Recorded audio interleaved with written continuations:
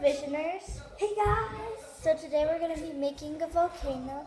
You'll need about this much vinegar. And then if you want to make it colored, get like 4 drops of red, 3 drops of orange. unless you want to do one color. If you want to do red, we don't just even know what this color is. Yeah, we just did this. So we put vinegar, some vinegar, like about this much. It doesn't matter how much of this you put in. Unless it comes out. And then ours, you don't add any water. Yeah, you don't add any water. So Elliot, you'll need baking soda. So yeah. So can you get the camera? Yep. So we're gonna do it. So let's get some of this vinegar.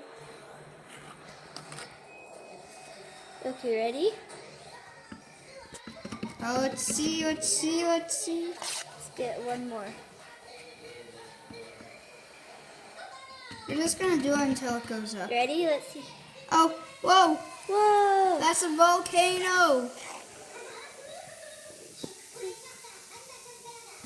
Ah, Well, that's all for today. Wait.